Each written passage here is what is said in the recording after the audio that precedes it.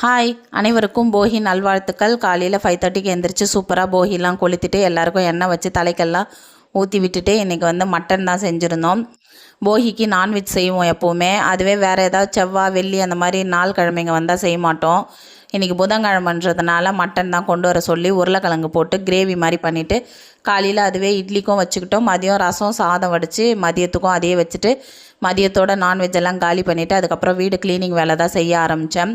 இந்த ஒரு மாதமாக கொஞ்சம் கொஞ்சமாக செஞ்ச வேலையை மொத்தமாக ஒரே நாளில் செஞ்ச மாதிரி அவ்வளோ வேலை. காலையிலேருந்து மாடியெல்லாம் கழுவி விட்டுட்டு படி வரண்டா எல்லாத்தையும் கழுவி தள்ளிட்டு அதுக்கப்புறம் வீடெல்லாம் தொடச்சிட்டு மஞ்சள் குங்குமம் வச்சு அந்த வேலை தான் போயிட்டுருந்துச்சு. அதுக்கப்புறம் பொங்கலுக்கு தேவையான காய் பழம் அதெல்லாம் வேறு வாங்கிட்டு வந்தோம். மஞ்சள் கொத்து எப்போவுமே ஃப்ரெஷ்ஷாகவே கிடைக்காது, வதங்கி போய் தான் இருக்கும். இந்த தடவை சூப்பராக இருந்தது. மஞ்சள் தோரணம் எல்லாமே வாங்கிட்டு வந்தோம். ஒரு கொத்து 25 ரூபான்னு சொல்லி மஞ்சள் வாங்கிட்டு வந்திருந்தேன். கரும்பு மட்டும் வாங்கலை, நாளைக்கு வாங்கிக்கலாம் அது மட்டும் அப்படின்னு சொல்லிட்டு நானும் என் பையனும் போய் இது வரைக்கும் வாங்கிட்டு வந்தோம்.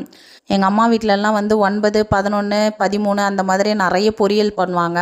நான் அந்தளவுக்குலாம் பண்ண மாட்டேன். ஏன்னா செஞ்சாலும் இங்கே சாப்பிட்றதுக்கு ஆள் கிடையாது. நான்வெஜ்ஜுனால் வெரைட்டியாக செஞ்சாலும் சாப்பிடுவாங்க. வெஜ்ஜுனால் இவங்க தொண்டை குழிக்குள்ளேயே இறங்காது.